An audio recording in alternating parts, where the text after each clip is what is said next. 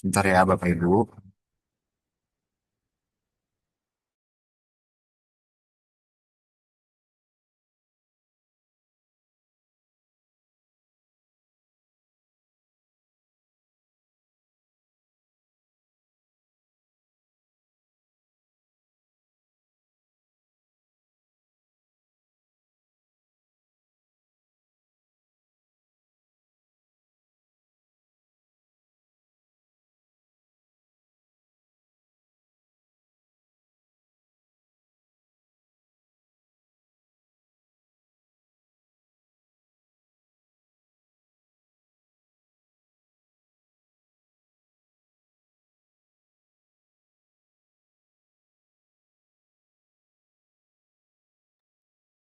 Baik, sebentar ya Bapak Ibu, karena koneksinya kurang stabil.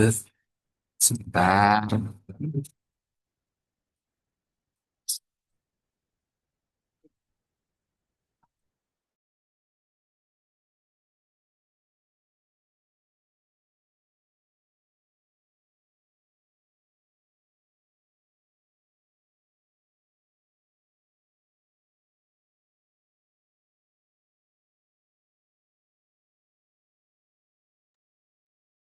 Baik, Mbak Agatha kami persilahkan ya. Oke. Baik, mohon maaf Bapak Ibu tadi ada kendala. Saya lanjutkan ya. Sebenarnya penyampaian LHKPN ini sudah dilaksanakan, kalau kita tarik garis belakang itu sudah dilaksanakan dari lama, dari zaman Orde Baru, namun itu tidak secara menyeluruh. Jadi, disusunlah Undang-Undang Nomor 28 tahun 99 tentang penyelenggaraan negara yang bersih dan bebas dari korupsi, kolusi, dan nepotisme. Adapun Bapak Ibu, penyelenggara negara itu memiliki tiga kewajiban. Yang pertama, harus mau melaporkan harta kekayaannya. Kemudian yang kedua, harus mau mengumumkan harta kekayaannya. Kemudian bersedia untuk diperiksa. Jadi kalau nanti suatu waktu KPK itu merasa perlu untuk memeriksa atau mengkonfirmasi terkait harta kekayaan Bapak Ibu, baik yang sudah dilaporkan atau belum dilaporkan, Bapak Ibu harus mau dan siap untuk diperiksa karena pemeriksaan LHKPN itu merupakan amanat dari Undang-Undang Nomor 28 tahun 1999. Kemudian dasar hukum yang kedua itu Undang-Undang Nomor 19 tahun 2019 tentang KPK ini sudah mengalami perubahan. Bapak Ibu sebelumnya itu di Undang-Undang Nomor 30 tahun 2002. Eh, Dalam undang-undang tersebut, LHKPN itu berada di bawah Komisi Pemberantasan Tindak Pidana Korupsi sehingga KPK itu menjadi lembaga yang berwenang untuk melakukan pengelolaan, baik itu mulai dari pendaftaran, pemeriksaan, verifikasi, sampai dengan pengumuman laporan harta kekayaan penyelenggara negara. Kemudian, hmm, di dasar hukum yang selanjutnya itu ada Permen KPK, itu mengatur tentang tata cara pendaftaran dan pengumuman dan pemeriksaan laporan harta kekayaan penyelenggara negara. Selain dasar hukum yang tertera pada slide, pemerintah Kota Samarinda itu juga mengatur tata cara penyampaian laporan harta kekayaan penyelenggara negara. Itu tertuang pada Peraturan Wali Kota Nomor 57 Tahun 2023. Ada beberapa poin penting yang harus kita garis bawahi, di mana pada perwali tersebut mengatur penyelenggara negara atau wajib lapor yang tidak melaksanakan kewajiban sebagaimana dapat dikenakan sanksi administratif, yaitu berupa penundaan pembayaran TPP sampai dengan wajib lapor menyampaikan LHKPN-nya. Kemudian terdapat hukuman disiplin ringan, sedang, dan atau tingkat berat. Nah, itu disesuaikan kembali nanti sesuai dengan peraturan perundang-undangan nomor 91 tahun 2001 mengenai disiplin pegawai negeri sipil.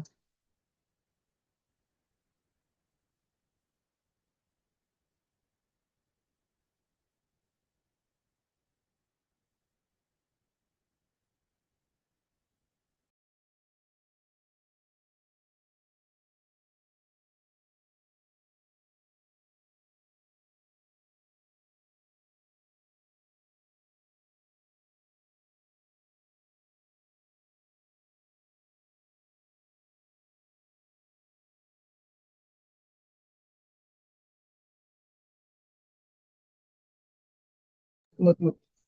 Kemudian sebenarnya apa sih uh, LHKPN itu? LHKPN itu bukan hanya singkatan dari laporan harta kekayaan penyelenggara negara saja, Bapak Ibu. Namun didefinisikan sebagai daftar seluruh harta kekayaan, termasuk juga harta yang dimiliki oleh penyelenggara negara, harta yang dimiliki oleh pasangan, serta harta anak yang masih dalam tanggungan dan dapat diperjualbelikan suatu waktu atas nama siapapun. Kemudian apa definisi dari pasangan? Itu hubungan perkawinan berdasarkan hukum masing-masing agama dan atau kepercayaan sesuai dengan peraturan perundang-undangan yang berlaku.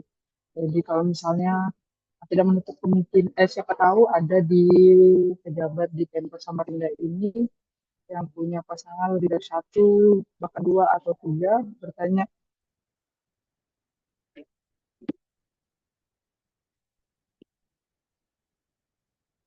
tanya kalau pasangannya lebih dari satu,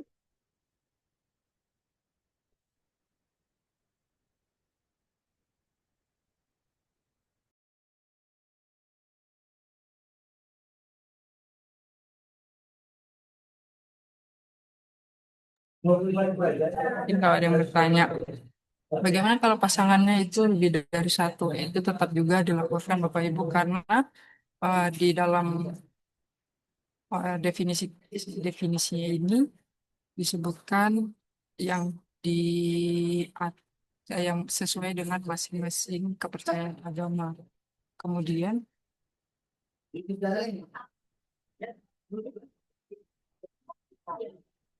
kemudian bagaimana dengan definisi dari anak tanggungan? Anak tanggungan ini didefinisikan sebagai anak kandung atau anak tiri atau anak angkat yang masih dibiayai atau masih mendapat bantuan finansial secara penuh dari penyelenggara negara dan atau pasangan.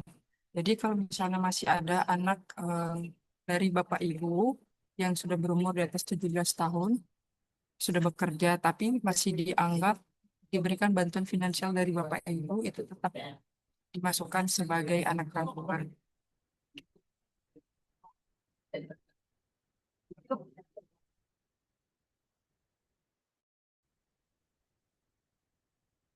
Kemudian siapa saja yang menjadi wajib lapor LHKPN, sebagaimana dikutip dari Peraturan Wali Kota Samarinda Nomor 57 Tahun 2023 tentang tata cara penyampaian laporan harta kekayaan penyelenggara negara.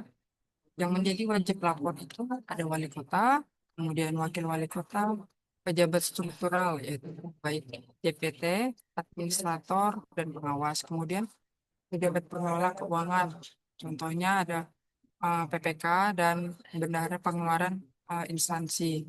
Kemudian ada pejabat fungsional auditor dan pejabat P2PD pada inspektorat. Kemudian seluruh pejabat atau pegawai yang bertugas pada bagian PBJ dan atau unit layanan pengadaan. Kemudian juga ada ADC atau ajudan KDH dan WKDH. Ada staf khusus atau tim wali kota untuk akselerasi pembangunan serta pejabat manajerial di lingkungan badan usaha milik daerah pemerintah daerah. Nah, kemudian kita masuk ke apa sih manfaat dari pelaporan harta kekayaan itu? Terdapat 4 manfaat pelaporan harta kekayaan itu. Yang pertama, kewajiban undang-undang untuk mewujudkan penyelenggara negara yang bersih. Bapak Ibu sebagai PN atau wajib lapor itu sudah terikat dengan undang-undang.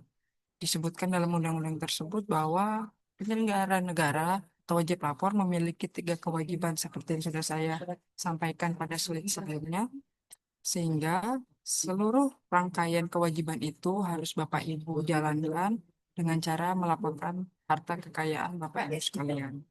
Kemudian yang kedua, pada awal menjabat itu sebagai instrumen transparansi dan manajemen SDM.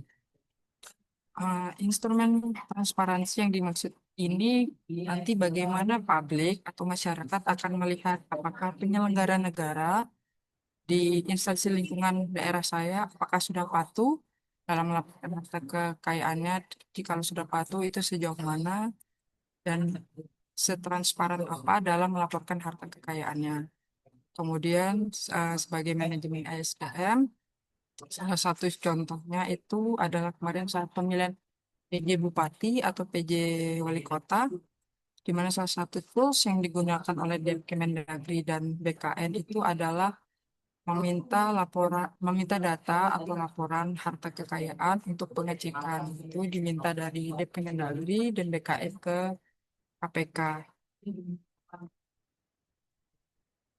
Kemudian selama masa menjabat itu sebagai instrumen pengawasan.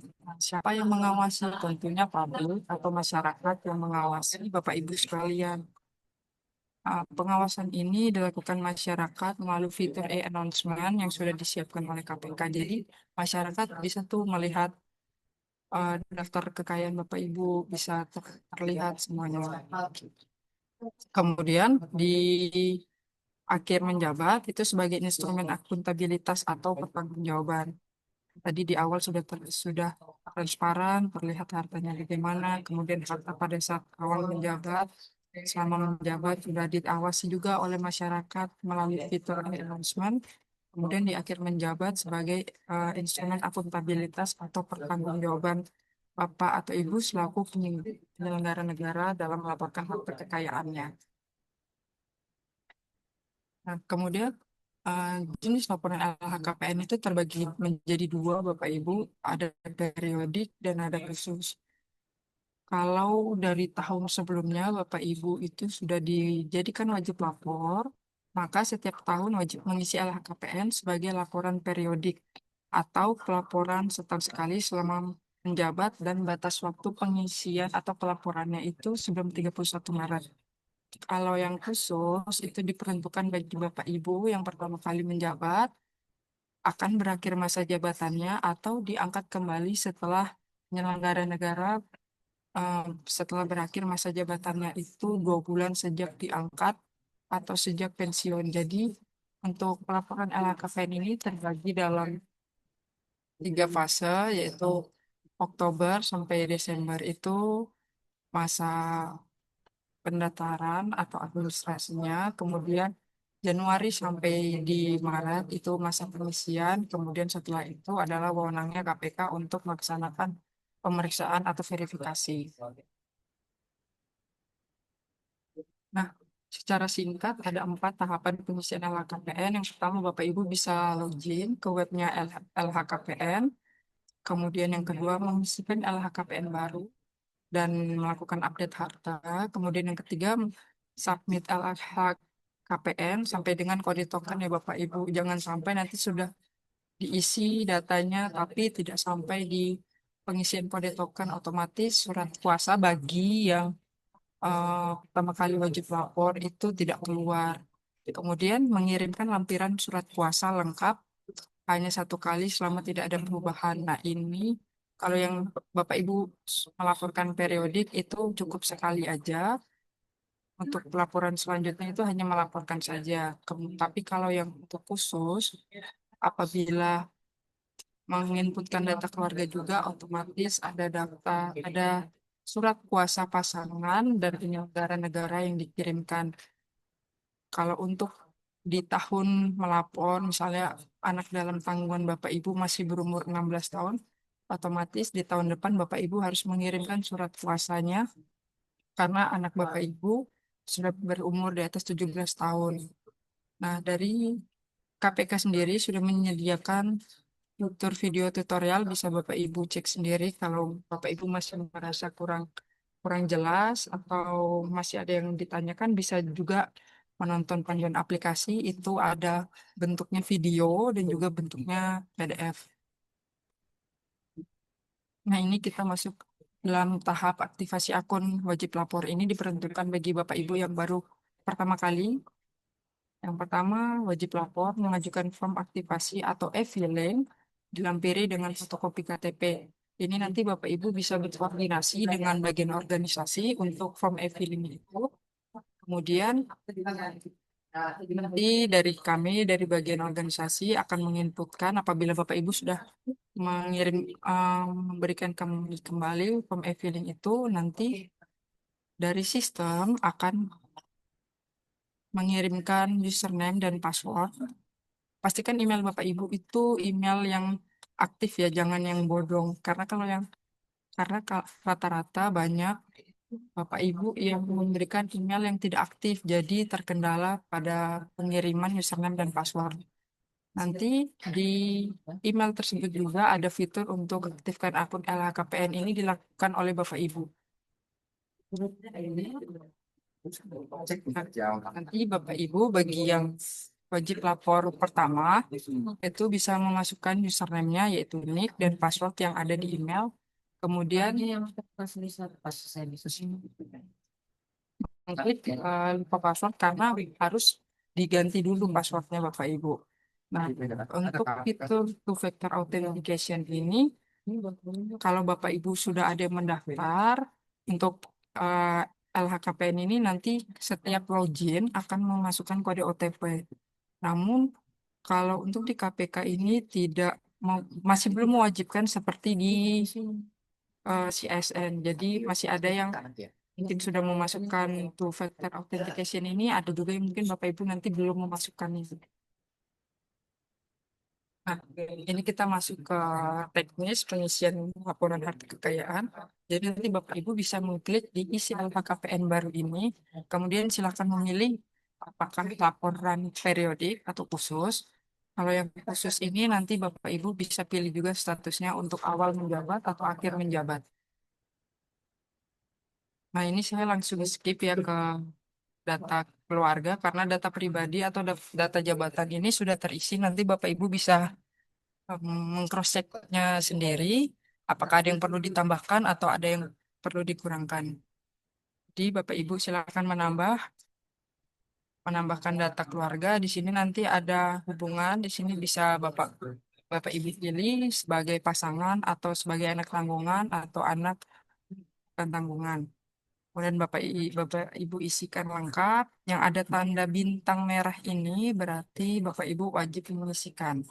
Harus lengkap Bapak Ibu mengisikannya.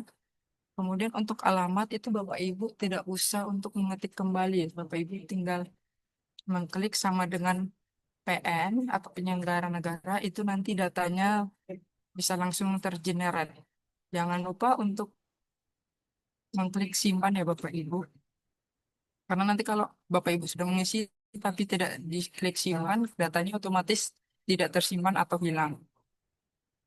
Nah, kemudian adapun isian harta LHKPN itu terbagi menjadi 7. Yang pertama itu ada tanah atau bangunan, kemudian alat transportasi atau mesin, kemudian harta bergerak lainnya, kemudian ada surat berharga, ada kas dan setara kas, ada harta lainnya dan hutang. Mungkin ada yang bertanya, apakah kami wajib mengisikan semua sesuai sama faktanya saja Bapak Ibu? Jika ada silakan diisi, jika memang tidak ada tidak usah diisi. Namun untuk tanah dan kas setara kas itu mandatori dari KPK untuk wajib diisikan ya Bapak Ibu.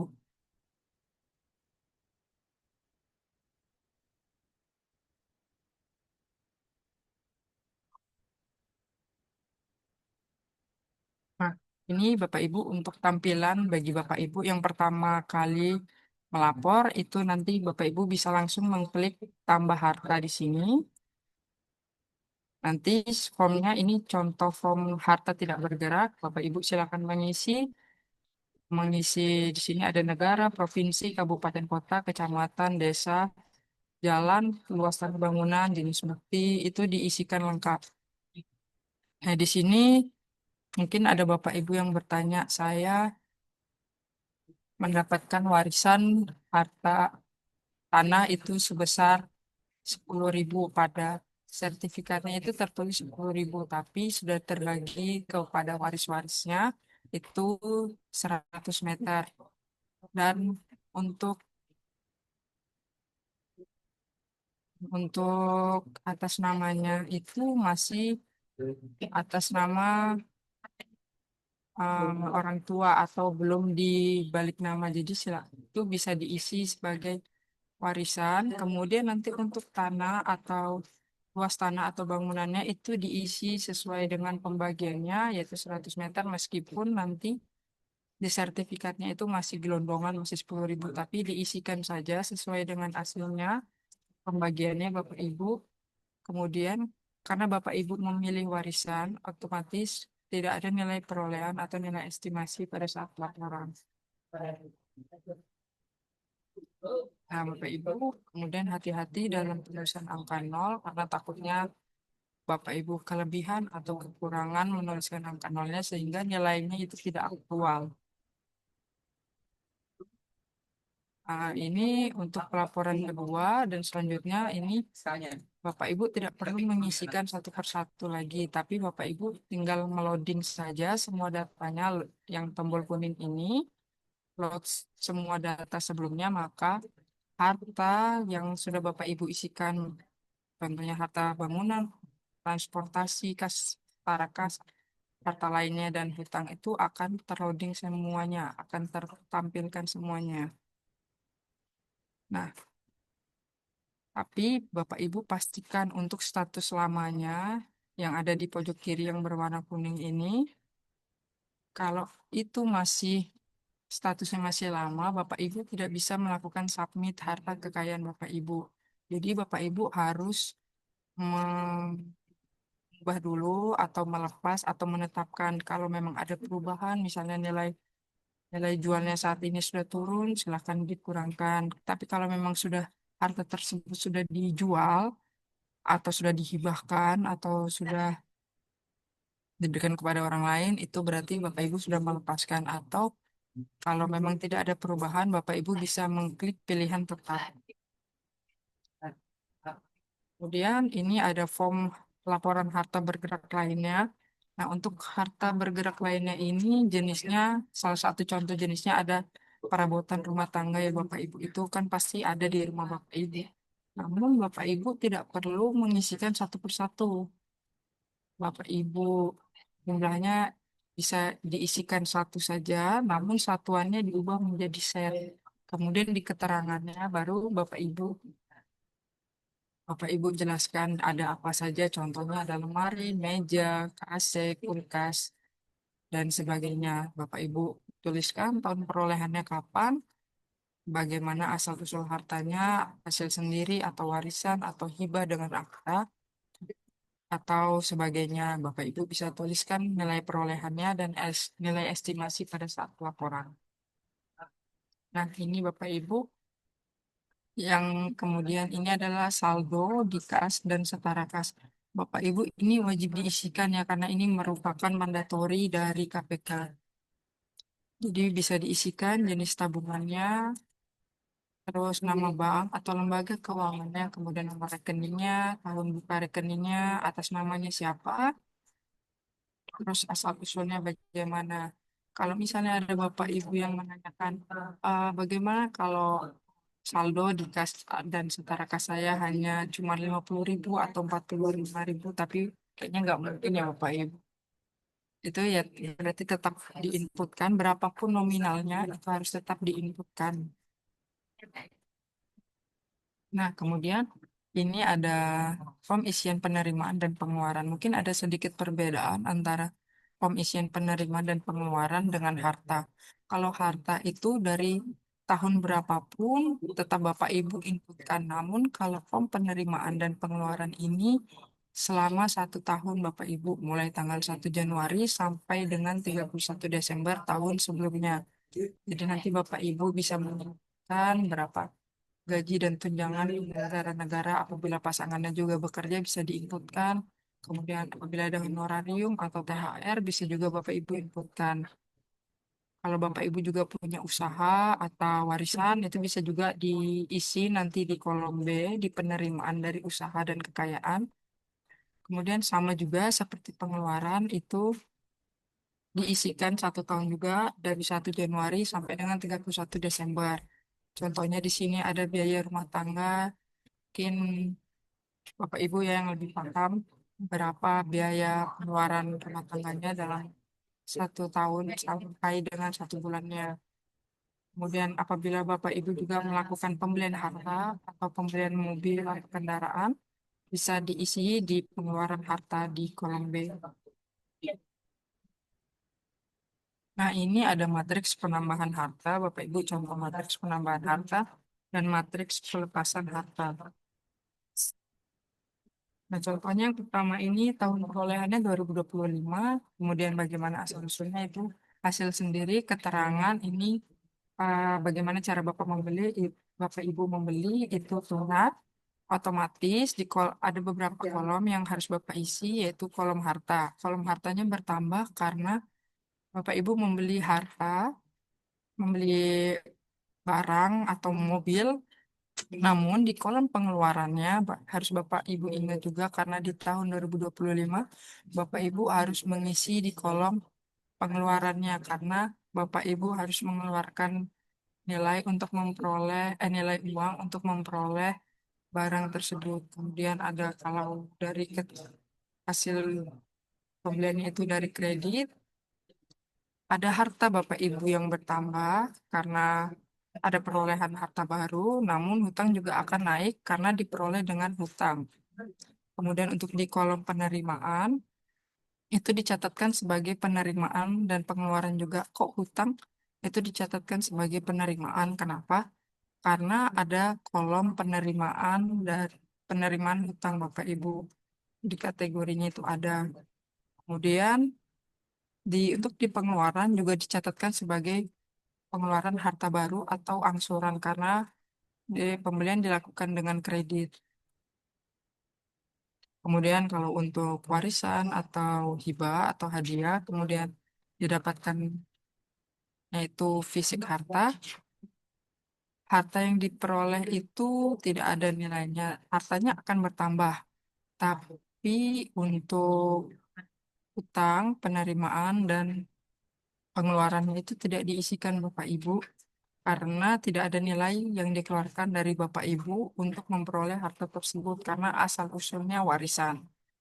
Dan juga di sini ada matriks pelepasan harta. Contoh di tahun 2025, Bapak Ibu memiliki mobil namun sudah dijual, otomatis harta alat transportasi Bapak Ibu itu cenderung menurun. Namun untuk penerimaannya itu bertambah karena Bapak Ibu mendapatkan hasil dari penjualan harta Bapak Ibu. Kemudian kalau misalnya lagi di tahun 2025 itu barang tersebut hilang atau terkena bencana alam atau dihibahkan kepada orang lain, otomatis itu harta Bapak Ibu menurun, tapi untuk penerimaan dan pengeluarannya itu tidak bertambah karena tidak ada nominal yang masuk. Oke. Nah, ini ada contoh lagi pembelian harta secara kredit di tahun 2025. Ada seorang wajib lapor membeli sebuah rumah dengan cara KPR di bulan Juni 2025 dengan jangka waktu KPR itu 10 tahun dan harga rumahnya itu senilai 1 miliar. Dibeli dengan cara membayarkan DP sebesar 400 juta Bapak Ibu dan dan pinjaman atau KPR dari bank itu sebesar 600 juta. Jadi bagaimana cara pencatatannya?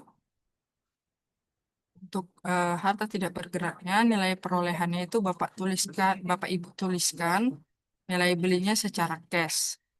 Ya, cashnya tadi 1 miliar ya Bapak Ibu. Kemudian untuk nilai estimasi satu laporannya itu kita ambil saja, kita umpamakan tidak ada perubahan atau penurunan nilai estimasi.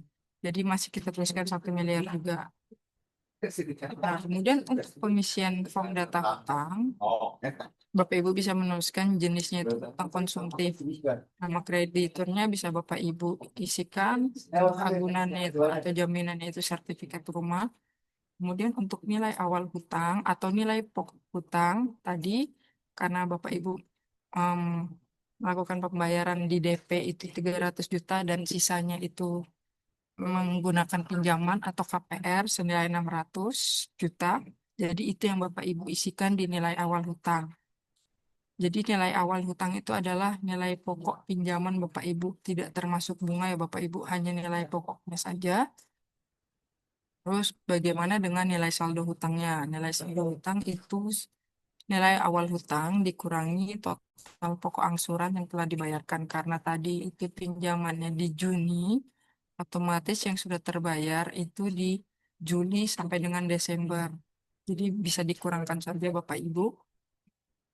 Nah, nanti untuk di form penerimaan itu Bapak Ibu isikan di penerimaan lainnya atau di penerimaan hutang karena Bapak Ibu melakukan pinjaman tadi sebesar 600 juta ke bank. Jadi penerimaan pencairan hutang Juni 2025 itu Bapak Ibu isikan sebesar 600 juta sesuai dengan pinjaman Bapak Ibu. Kemudian untuk di form pengeluaran karena Bapak Ibu memperoleh pembelian atau perolehan harta baru berupa rumah, Bapak Ibu isikan total pengeluarannya yaitu harga cash rumah tersebut yaitu 1 miliar. Nah, Bapak Ibu setelah mengisikan sampai dengan di penerimaan dan pengeluaran serta harta Bapak Ibu lanjut ke review data. Bapak Ibu bisa melihat di sini data yang sudah Bapak Ibu inputkan. Kemudian jangan lupa Bapak Ibu untuk mengklik di proses permintaan token untuk pengiriman LHKPN. Karena nanti untuk pengiriman surat kuasa bagi yang pertama kali melapor itu akan dikirimkan kode token dari KPK di email Bapak Ibu atau di SMS. Nanti diklik di proses permintaan token ini. Kemudian ini ada ikhtisar harta. Nanti Bapak Ibu klik di setuju. Kemudian diklik selanjutnya. Kemudian ini ada surat pernyataan. Bapak Ibu untuk bisa submit ke selanjutnya, meskipun tidak setuju, Bapak Ibu harus tetap setuju. Setuju atau tidak setuju harus setuju untuk bisa lanjut ke selanjutnya. Nah, ini nanti contoh pengiriman em, kode token dari KPK yang akan masuk ke email atau SMS Bapak Ibu. Nanti bisa diinputkan kode tokennya. Kemudian nanti kalau sudah Bapak Ibu menginputkan kode token akan bisa Bapak Ibu download surat kuasanya. Kemudian untuk surat kuasa ini Bapak Ibu bisa menggunakan e-materai atau bisa menggunakan materai konvensional yang 10.000 yang kertas itu. Tapi kalau yang Bapak Ibu menggunakan materai e-materai itu Bapak Ibu bisa langsung menginputkan surat kuasanya itu di sistem. Jadi tidak harus dicetak dulu baru dikirimkan. Kalau menggunakan materai yang ditempel, itu Bapak Ibu harus mengirimkan surat kuasanya secara manual ke KPK dan tidak diperkenankan untuk mengubah isi dari surat tersebut.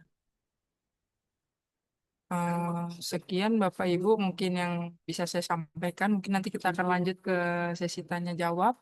Ini ada kontak. Kalau Bapak Ibu ada yang masih ingin ditanyakan bisa menghubungi saya atau Mas Rizky bagian organisasi atau menanyakan via Instagram mungkin atau via email yang tertera di slide ini. Sekian Bapak Ibu.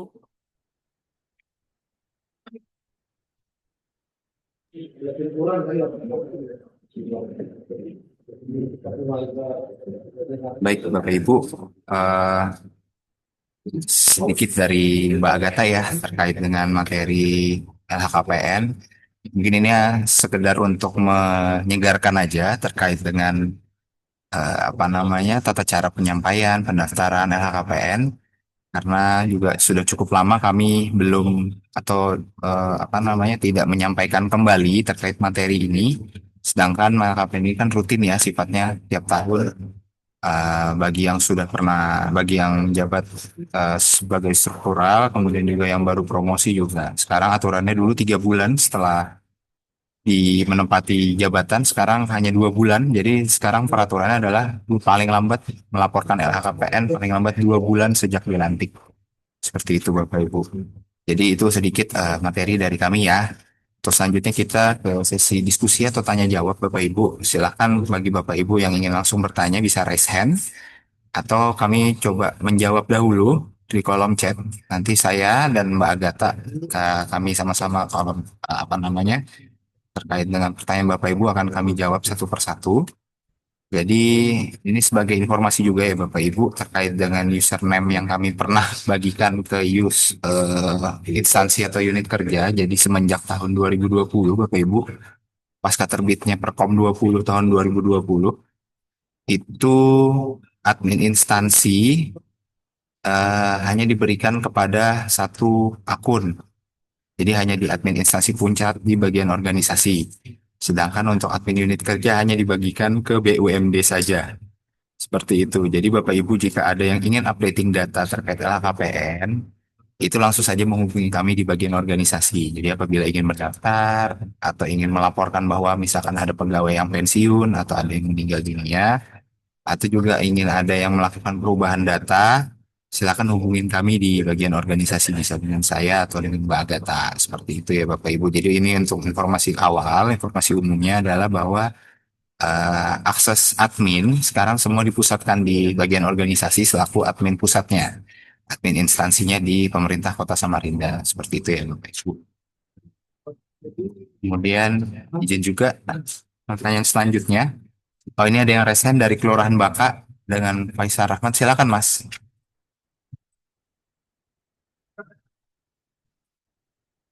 Silakan dari Kelurahan Baka. Ya, terima kasih. Assalamualaikum warahmatullahi wabarakatuh. Waalaikumsalam warahmatullahi wabarakatuh. Silakan Mas. Ya, mungkin sedikit minta informasi. Mm-mm. Kalau ada pegawai kita yang kebetulan di kemarin misalnya di instansi A, kemudian pindah ke Kelurahan Baka, itu nanti berarti sama ya, laporannya harus langsung satu pintu di organisasi. Baik.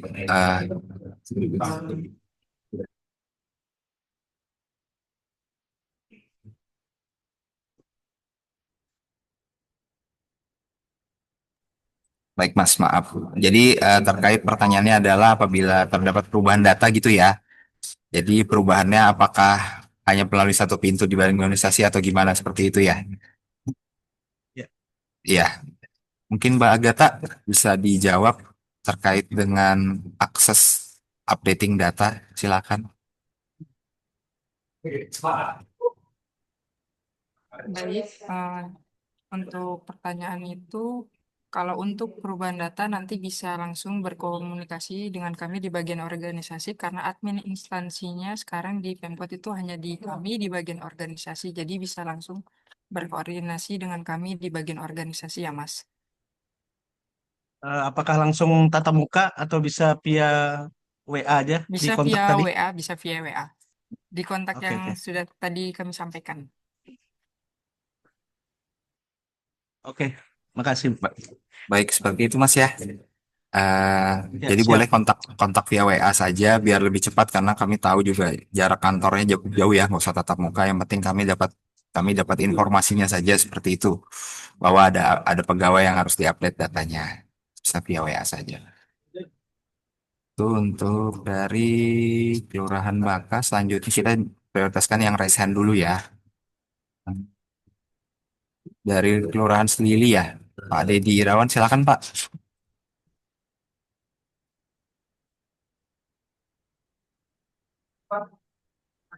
Assalamualaikum warahmatullahi wabarakatuh. Saya ingin menanya Mbak, Waalaikumsalam silakan Pak. masalah itu tadi masalah hutang ya. Kan 600 juta tadi kan hutangnya, terus di bawah dikurang dengan jumlah setoran. Nah, apakah itu nanti nggak selisih Mbak? Karena kalau di setoran itu kan pasti ada bunga kan sekalian. Gini itu Mbak. Baik, terima kasih Bapak Ibu. Karena yang diinputkan itu hanya nilai pokoknya saja Bapak Ibu, tidak termasuk bunganya,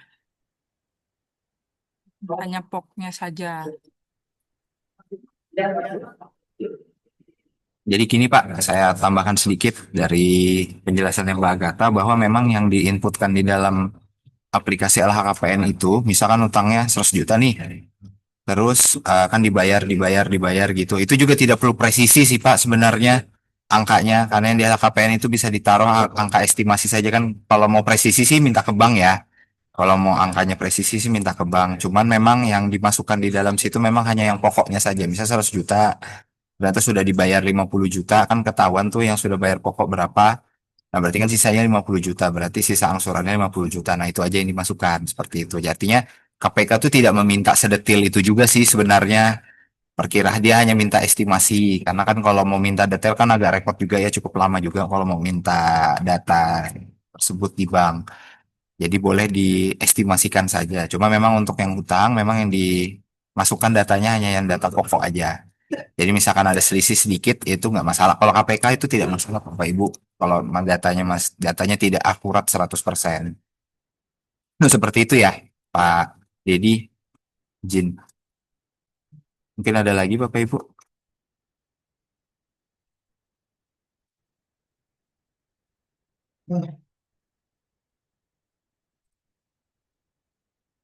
Kalau belum ada yang raise hand, kita lihat dulu dia pertanyaannya ya Mbak Agatha. Tanah masih nama orang tua apa perlu dimasukkan? Gimana? Silakan Mbak Agatha. Ah, baik, ini pertanyaan dari kolom komentar ya. Tadi rumah warisan masih milik bersama, tapi atas nama kita bagaimana? Apa tetap dimasukkan dalam laporan? Iya, Bapak Ibu tetap dilaporkan. Jadi eh, untuk pengisian harta ini kita melihat dari fakta atau aktualnya itu selama dapat memberikan keuntungan bagi Bapak Ibu, otomatis itu harus dilaporkan. Apalagi di sini tertera dari pertanyaan Ibu sudah atas nama kita atau atas nama pribadi Ibu, otomatis itu harus dilaporkan. Mungkin begitu ya Ibu.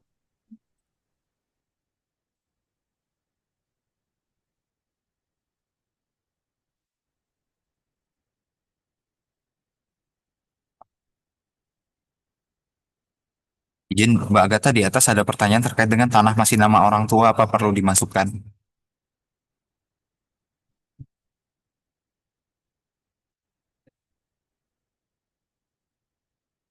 Oh ya, di sini pertanyaan tanah masih nama orang tua apa perlu dimasukkan?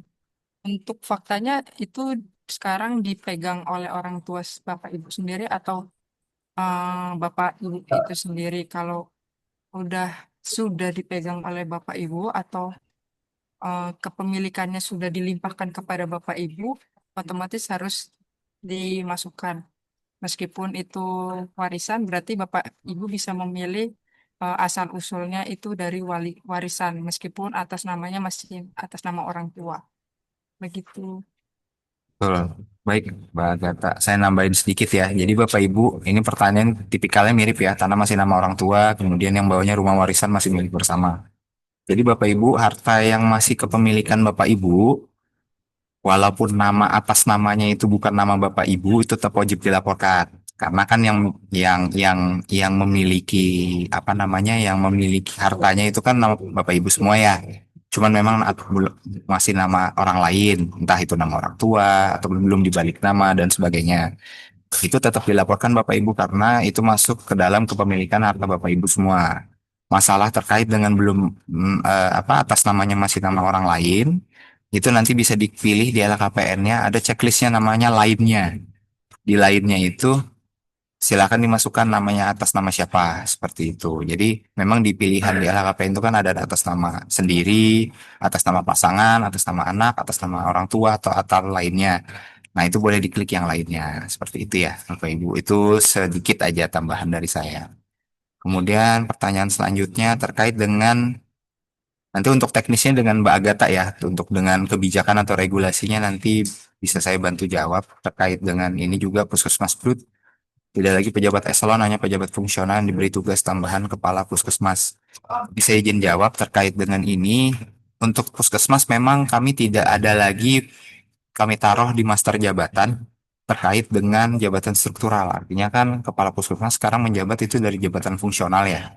Dan juga kepala subbagian TU-nya itu juga rencananya nggak ada lagi kan ya. Cuman memang di puskesmas itu apa masih ada nggak ya kuasa pengguna anggaran atau ada PPTK seperti itu atau ada PPKOM. Nah jika memang masih ada, itu di master jabatan sudah kami masukkan tuh kuasa pengguna anggaran atau pejabat membuat komitmen atau yang berkaitan dengan pengelolaan keuangan. Jadi jatuhnya bukan karena jabatan dia sebagai kepala puskesmas atau kepala subbak TU-nya, tapi sebagai pengelola keuangan di puskesmasnya seperti itu. Jadi dia jatuh apa status wajib lapornya itu ada karena yaitu karena jabatan dia sebagai pengelola keuangan di puskesmas. Seperti itu ya Bapak Ibu. Kemudian untuk LHKPN apakah sekarang pejabat fungsional juga? Baik Bapak Ibu, sebagai tadi sudah dijelaskan Mbak Agatha ya di materi. Untuk pejabat yang wajib menyampaikan LHKPN itu jelas struktural eselon 2, 3, dan 4.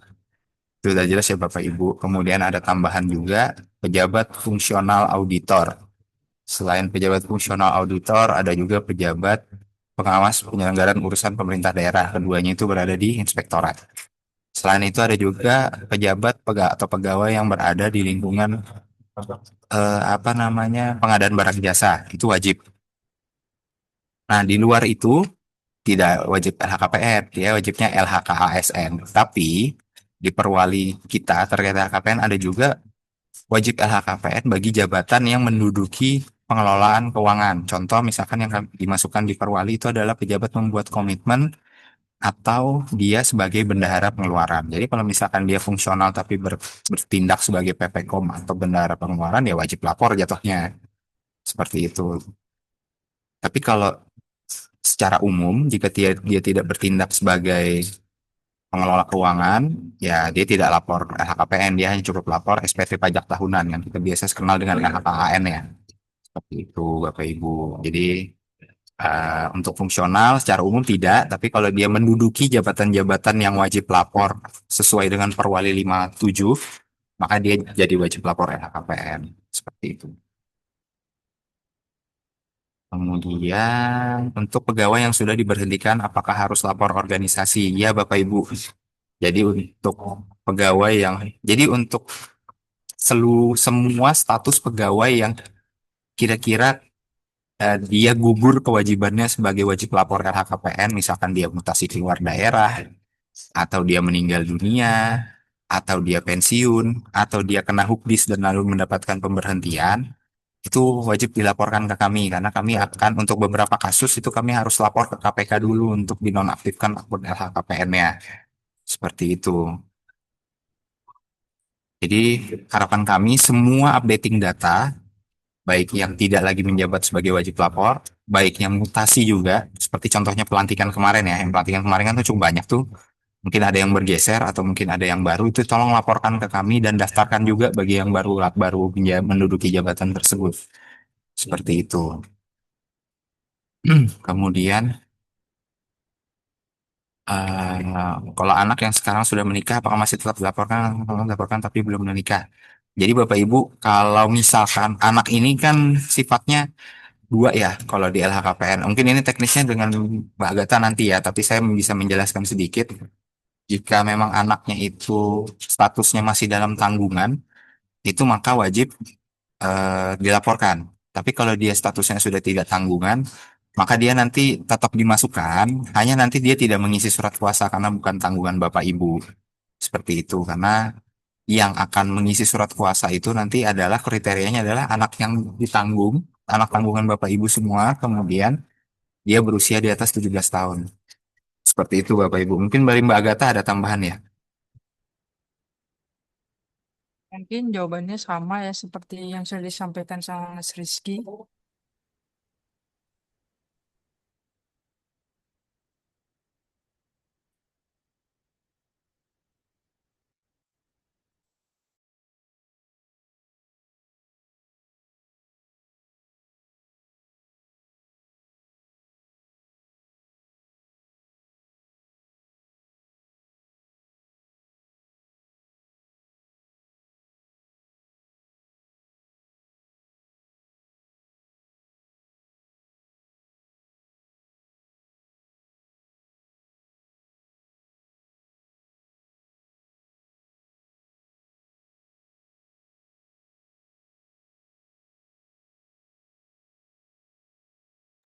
Baik Bapak Ibu, ini kami tampilkan kembali terkait dengan kontak yang bisa dihubungi untuk LHKPN, bisa dengan saya atau dengan Mbak Agatha nanti terkait dengan updating data LHKPN. Jadi ini saya lanjutin ya sambil ini kita share. Untuk pejabat baru yang dilantik melaporkan pada awal Desember ya. Jadi Bapak Ibu, 2 bulan itu paling lambat ya Bapak Ibu. Jadi pejabat yang baru dilantik ini kan pilihannya dua ya, bisa geser atau dia bisa promosi dari awal, maksudnya baru menduduki. Jadi kalau yang baru menduduki itu ada formulir yang didaftarkan ke kami LHKPN-nya. Nah, itu nanti sampaikan ke kami akan daftarkan. Cuman untuk yang sudah pernah LHKPN, hanya dia berpindah tugas atau mutasi dengan jabatan baru. Nah, tolong jabatan barunya itu disampaikan ke kami. Karena kami akan mengupdate datanya di aplikasi LHKPN, seperti itu. Jadi pada saat dia nanti mengisi periodik di awal tahun, itu jabatannya sudah jabatan terbaru. Seperti itu Bapak Ibu. Jadi untuk yang pegawai pegawai yang baru dilantik itu daftarkan ke kami paling lambat 2 bulan setelah kami daftarkan itu sudah harus melaporkan LHKPN seperti itu. Cuma ya lebih cepat lebih baik kan Bapak Ibu daripada nunggu awal tahun ya seperti itu. Mohon tampilkan kembali slide link tata cara pengisian. Izin Mbak Agatha boleh ditampilin yang tata cara yang apa slide yang tata cara mengisi LHKPN yang 4 tahap itu tadi.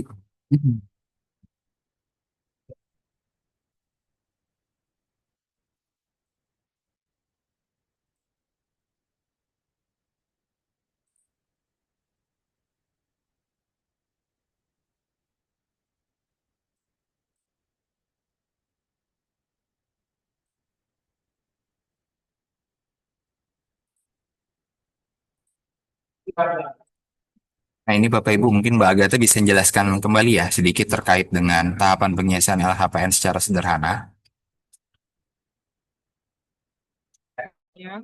Jadi Bapak Ibu nanti bisa login ke webnya LHKPN yaitu https titik dua garing lhkpn.kpk.go.id kemudian mengisi laporan harta kekayaan baik itu yang baru ataupun yang mau update data kemudian mensubmit LHKPN sampai dengan nanti ada tombol warna biru di pojok kanan atas itu untuk proses kode token.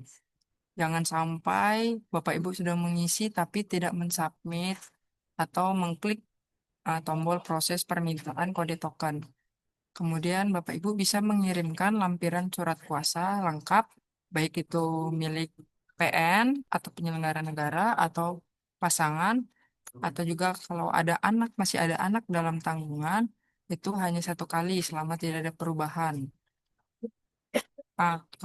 Ada video tutorial juga dari KPK, itu fitur yang sudah disediakan dari KPK, itu ada videonya dan juga ada PDF yang bisa Bapak Ibu baca sekalian. Mungkin sekian Mas Rizky. Baik, itu ya Bapak Ibu tahapan pengisian LHKPN secara sederhananya. Nanti kalau biar lebih gampang Bapak Ibu bisa akses langsung akunnya. Sebenarnya tidak sulit Bapak Ibu ngisinya karena dia ngisinya harus sistematis. Isi dari data profil dulu, kemudian harta dan segala macamnya, kirim token.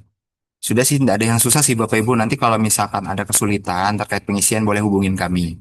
Nanti kami bantu step by step untuk pengisiannya. Seperti itu. Oke Bapak Ibu, terkait dengan ini. Nanti materinya akan kami sampaikan di grup LHKPN, admin LHKPN Samarinda, atau nanti di urusan tata laksana, bagian organisasi tata laksana, nanti kami akan sampaikan materi ini Bapak Ibu. Seperti itu. Jadi ditunggu saja. Kemudian izin tanya apa sanksi yang diberikan jika ada pegawai yang tidak melaporkan atau terlambat. Izin Mbak Agatha, saya izin share screen ya. Silakan Mas Rizky. Ya. Ah,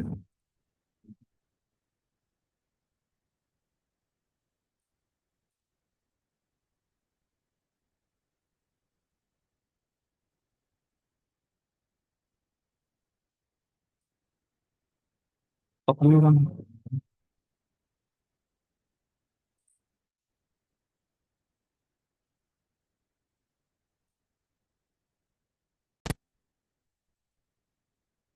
Kelihatan ya Bapak Ibu ya. Jadi Bapak Ibu kita punya Perwali 57 tahun 2023 tentang perubahan kedua. Jadi Bapak Ibu perwali kita dari tahun 2017 sebenarnya sejak LHKPN itu pertama kali muncul itu kita sudah sesuaikan perwalinya dengan Perkom KPK waktu itu terkait dengan tata cara penyampaian LHKPN. Kemudian itu sudah kami rubah pertama kali itu di tahun 2020. Kemudian berubah lagi di tahun 2023 karena ada rekomendasi MCP KPK terkait dengan perluasan wajib lapor. Itu sudah kami sesuaikan. Jadi Bapak Ibu, itu tadi dengan Mbak Agatha sudah disampaikan ya bahwa yang wajib lapor, penyelenggara negara yang wajib melaporkan LHKPN itu ada 8. Ada 8, nanti kriterianya dapat dilihat di apa namanya di pasal 3 ini. Itu sudah disampaikan dengan Mbak Agatha. Kemudian terkait dengan sanksi, tadi ada yang bertanya terkait sanksi. Ini yang pertama ini sudah kami dari awal pembuatan perwali itu kita melakukan penundaan pembayaran TPP. Itu alhamdulillahnya tidak pernah kami lakukan, tidak pernah kami sampaikan surat penundaannya karena pada saat 31 Maret sejak tahun 2020 itu LHKPN kita selalu 100% kepatuhannya. Jadi sanksi ini tidak pernah kami jalankan, alhamdulillahnya seperti itu. Jadi penundaan pembayaran TPP ini tidak pernah kami jalankan, tidak pernah kami sampaikan ke bendahara-bendahara pengeluaran di masing-masing instansi atau unit kerja. Karena capaian LHKPN Pemkot Samarinda itu selalu 100% tiap tahunnya. Kemudian itu yang pertama ya Bapak Ibu, itu untuk sanksi ini yang di Perwali 57. Jadi memang penundaan TPP hingga menyampaikan LHKPN. Jadi nanti misalkan ada satu instansi, misal di bagian organisasi ada satu yang tidak menyampaikan LHKPN, itu berarti nanti dia akan ditunda TPP-nya hingga dia menyampaikan LHKPN. Misalkan sampai tahun depan dia baru menyampaikan LHKPN, ini setahunan ditunda TPP-nya. Seperti itu Bapak Ibu. Kemudian ada juga terkait perwali TPP, ya ini perubahan perwali 13 2025 terkait TPP. Ini juga ada terkait dengan pembayaran TPP pada pasal 24 ya. Pembayaran TPP kepada pegawai dapat dilakukan penundaan bagi pegawai atau perangkat daerah yang tidak atau belum. Itu nomor satu ya Bapak Ibu LHKPN. Jadi kalau tidak lapor LHKPN otomatis TPP-nya ditunda. Tapi kami berharapnya sih tidak ada yang ditunda ya TPP-nya karena capaian kinerja kami juga sebagai admin instansi LHKPN di Kota Samarinda adalah 100% sebelum 31 Maret tiap tahunnya seperti itu. Jadi itu ya Bapak Ibu untuk sanksinya. Ini kalau misalkan amit-amit misalkan ada yang tidak melaporkan LHKPN hingga batas waktu, kami akan mengirimkan surat untuk melakukan penundaan TVP pada yang bersangkutan seperti itu. Mungkin itu ya terkait dengan apa namanya sanksi yang diberikan jika tidak melaporkan. Kami harapannya sih semua wajib lapor itu melaporkan tepat waktu ya LHKPN. Jadi tingkat kepatuhan LHKPN Kota Samarinda itu selalu 100% tiap tahun. Itu kemudian terkait dengan Dinas PU dari Dinas PUPR ada pertanyaan terkait dengan bagaimana jika WL di tahun bulan November sudah tidak aktif atau pensiun? Apakah masih berlapor atau tidak? Saya misalnya sudah aktif sebagai pelapor. Jadi izin Bapak Ibu, kami sudah melakukan pendataan. Jadi sebagai informasi, LKPN itu kita punya 3 siklus ya. Oktober sampai Desember itu registration. Eh, Januari sampai Maret itu kita periode e-filing atau pengisian. Kemudian bulan sisanya adalah periode e-announcement atau pengumuman. Jadi dibalik lagi ke e-registration. Jadi di bulan ini kami akan merekap seluruh pejabat atau pegawai yang kira-kira akan pensiun, telah pensiun dan akan sebelumnya pensiun, telah pensiun dan akan pensiun di tahun berikutnya. Jadi kami sudah akan merekap pegawainya, kemudian akan kami nonaktifkan.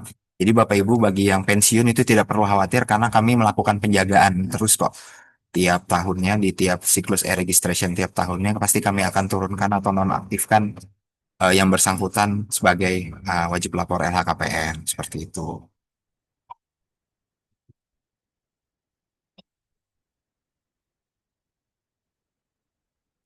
Dari Kelurahan Air Hitam saya ada dapat formulir, mungkin ini bisa Mbak Agatha jawab ya. Saya ada dapat formulir permohonan aktivasi e-filing. Apakah bagi yang berubah OPD dari naik jabatan saja tetap isi formulir atau tidak? Silakan Mbak Agatha. Oh ya, dari Kelurahan Air Hitam, baik Ibu untuk menjawab pertanyaan tersebut. Kalau yang e-filing itu hanya diberlakukan bagi yang pertama kali wajib lapor atau untuk khusus Jadi kalau misalnya ibu sebelumnya sudah terdaftar sebagai wajib lapor, namun berubah OPD atau promosi atau naik jabatan, nanti bisa langsung menghubungi kami atau kontak kami atau saya, Mas Rizky, untuk perubahan data saja atau perubahan OPD-nya saja. Jadi tidak perlu untuk mengisi form e-filing lagi. Begitu. Baik, Mbak Agatha, terima kasih. Mudahan jelas ya Bapak Ibu jawabannya. Jadi memang bagi yang eh, berubah jabatan itu tidak perlu mengisi formulir e-filing lagi. Jadi e-filing hanya untuk pendaftaran pertama kali saja, seperti yang disampaikan Mbak Agatha tadi.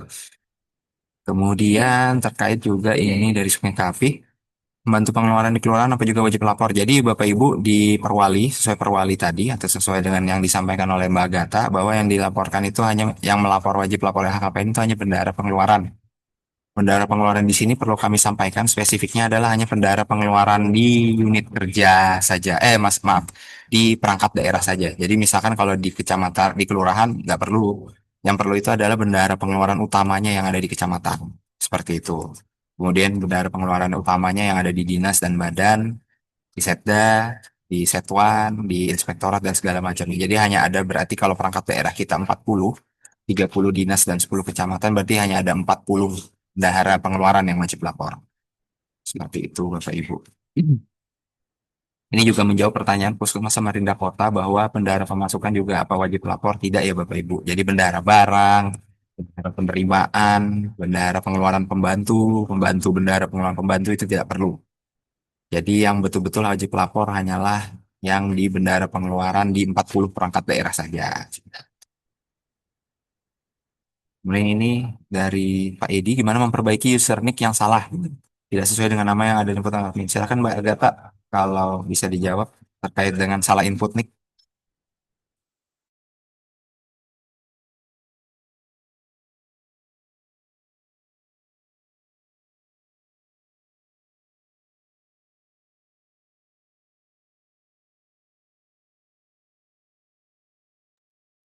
Baik, untuk menjawab pertanyaan dari Bapak Edi S, bagaimana memperbaiki user nick yang salah tidak sesuai dengan nama yang diinput oleh admin? Bisa langsung menghubungi kami nanti di bagian organisasi, nanti kami yang follow up langsung ke KPK ya Bapak. Jadi diinfokan saja nicknya yang benar berapa, namanya, nanti kami yang follow up ke KPK. Begitu.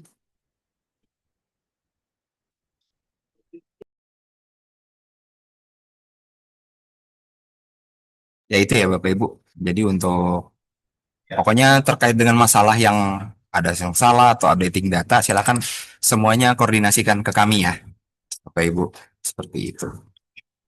Kemudian nanti ya Bapak Ibu untuk materi nanti akan kami share di akhir di akhir.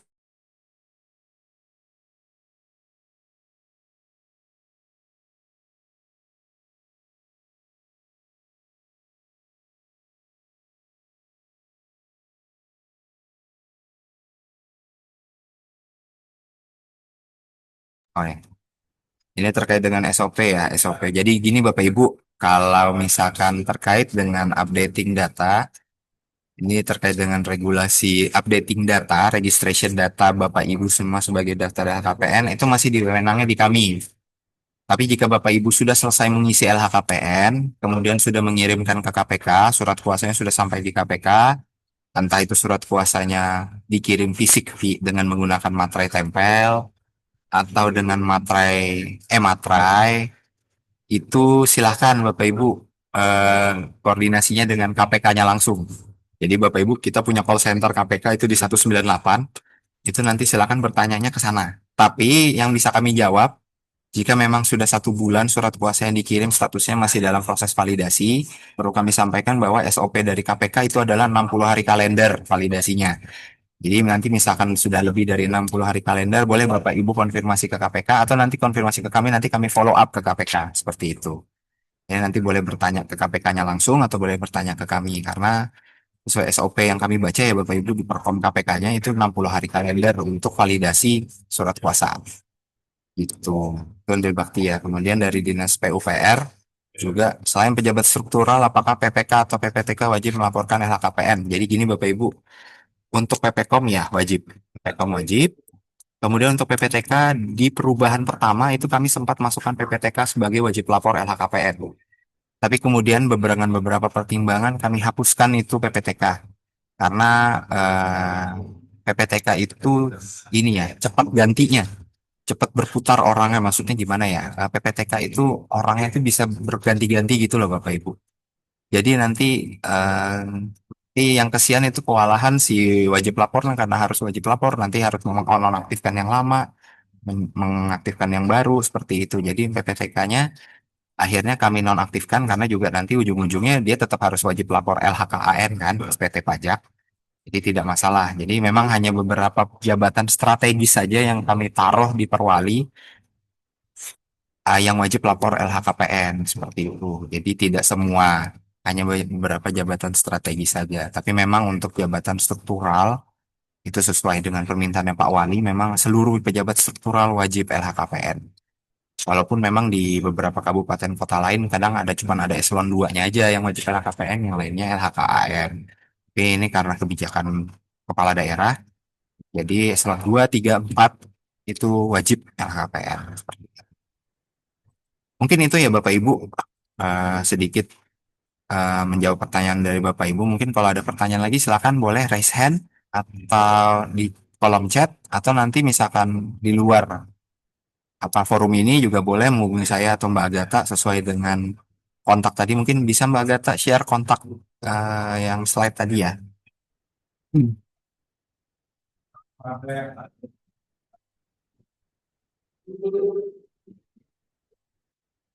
Izin Bapak Ibu untuk mengisi daftar hadir nanti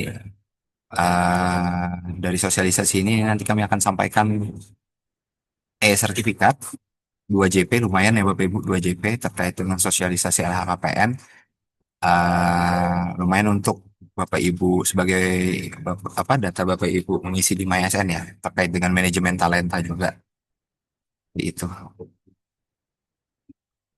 Ada lagi Bapak Ibu terkait pertanyaan?